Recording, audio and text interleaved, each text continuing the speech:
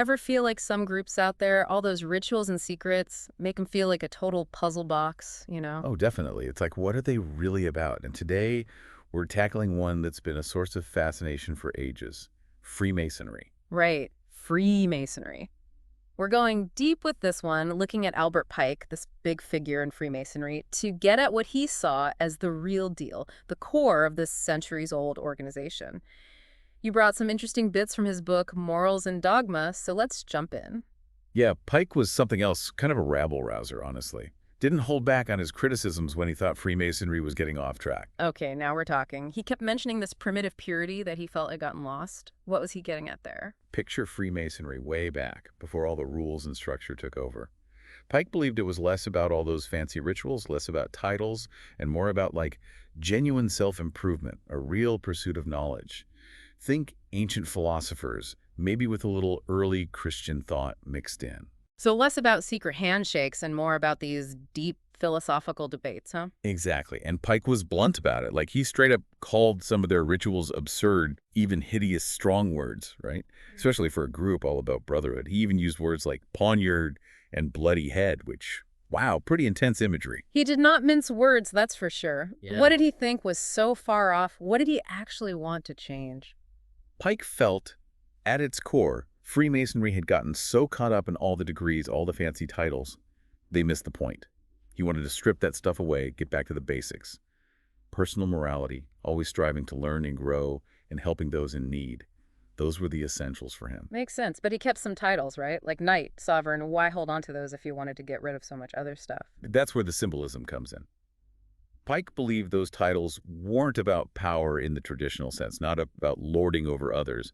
It was about aiming for these internal qualities. Like a knight, it's not about literally fighting, but embodying truth and justice. So living those virtues, not wielding power. Interesting. Exactly.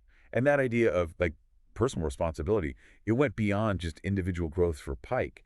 He was big on treating workers fairly, even if it meant less profit.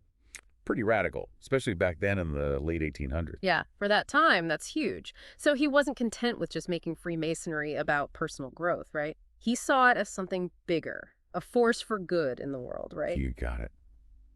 Pike truly believed Freemasonry could help build a better society.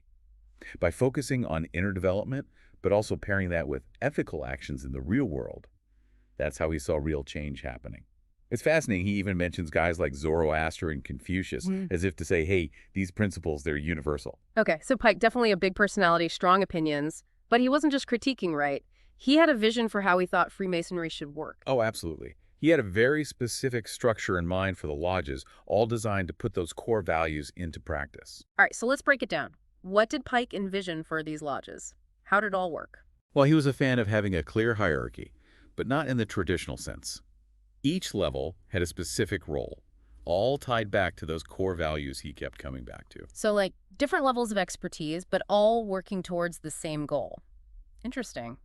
What did he call these levels? How did it all fit together? He starts with what he calls the class of instructors.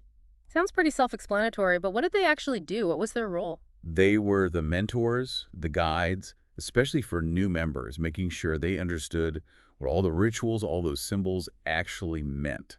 Their job was to keep those core teachings from getting lost in all the, well, the noise. Okay, so like guides on this path of personal development.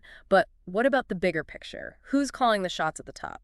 Right, so Pike believed in this system of progression. As you advance, you take on more responsibility. After the instructors, you've got the directors of the work. Ooh, now those sound important. They were. They were all about making sure the lodges themselves ran smoothly, that everyone was sticking to the principles Pike lived out. Think of them like advisors, keeping things on track, making sure the lodges were fulfilling their true purpose. So like the quality control for Freemasonry, ensuring it all stayed true to Pike's vision, huh?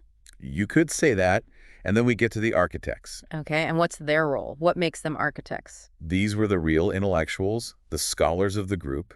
They had to be well-versed in the deeper philosophical teachings, and then they would give lectures, share that knowledge, guide the other members. Ah, so they kept that intellectual heart of the organization beating. The thinkers. Exactly. They were the guardians of knowledge, Right. making sure those lodges stayed places where people could really explore those deeper ideas. This is fascinating stuff. But before we go any further, I gotta ask about these knights he mentions. Seems like they were important to him. What's their deal? The knights were tasked with upholding justice, not just within the lodge itself, but out in the world too. Think of them like champions of what's right, taking on injustice wherever they found it. Wow, that's a pretty big responsibility. Not your average knight in shining armor, then. No, not at all.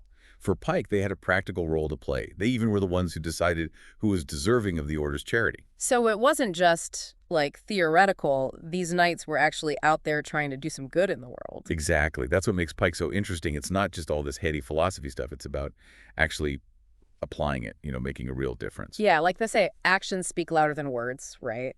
So how did Pike think they could make those actions really count? What did he say about that?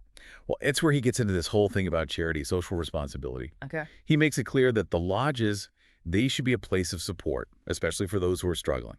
He's calling on members to step up, be generous with their time, their resources, help those less fortunate. Wow, so it's not just a bunch of wealthy guys, like, hanging out in secret talking about their own interests. Definitely not. For Pike, Freemasonry, it had to be a force for good in society. Huh. And that meant, like, actually getting involved, tackling issues like poverty, exploitation, the real world stuff. So he wanted to make Freemasonry a force for social change. That's pretty radical. Yeah, he really believed in that. He felt like if you had this group of people all focused on self-improvement, moral development, but also on taking care of each other, taking care of their communities, that's how you could really start to build a better world. So it starts from within, but it has to go outward to impact the world around you. Exactly. He emphasizes that a true Freemason, it's not about what title you hold. It's about your actions, how you live your life every single day. It's about helping others, always seeking knowledge, striving to become a better version of yourself. That's what it's all about. And it's interesting, he doesn't just throw out these vague ideas. He actually gets really specific about what those actions should look like. Oh, yeah, absolutely. Like we talked about with those knights earlier. Right. They had that very specific role, righting wrongs, fighting for justice.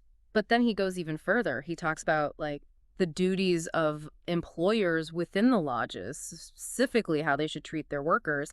And he doesn't sugarcoat it at all. No, he's very clear about that. Fair wages, safe working conditions, making sure people have work if they need it. These were really important issues for him. This is all so fascinating, but we're starting to run out of time. Let's dive deeper into this concept of practical, ethical leadership that Pike promotes in the final part of this deep dive. It's kind of wild when you think about it, right? Pike's tying together all these different things: personal growth, social responsibility, even something as practical as how you pay your workers. Like, they all got to go hand in hand. Yeah, you got to remember, this is the 1800s. He was so ahead of his time in seeing that connection that those in charge, well, they have duty to actually make society more fair, more just. And he wasn't afraid to say it, even challenge the way things were, especially when it came to putting people before profits. It's like he's saying, being a real leader, it's not about bossing people around. It's about lifting others up, giving them the tools to succeed, too. Exactly. He saw that connection, that link between the internal stuff of Freemasonry, like Yeah. working on your own morality, becoming wiser, and how that has to play out in the real world. And one of the big ways that happens, that Pike keeps coming back to, is charity. Right. We talked about that a bit earlier, but I think it's worth unpacking a little more because Pike doesn't see charity as this, like, optional side thing, does he? No way. For Pike, charity, it's a must-do, basic duty of any Freemason. It's about recognizing that we're all connected, that we have to help each other out, especially those who need it most. And he ties it back to those core values we keep discussing, right? Absolutely. Yeah. He argues that when we practice charity, when we give back, it's not just about the act itself. It's about cultivating those qualities within ourselves: empathy, compassion, taking responsibility for our fellow human beings. Those were essential, not just to being a good Freemason, but to creating a better world, period. So if we're going to sum this all up, it seems like Pike saw Freemasonry as way more than just secret rituals and exclusive clubs. It was about actually living these values in every area of your life. Exactly. For Pike, Freemasonry, it was this path, right? A path of personal transformation, sure, but also social transformation.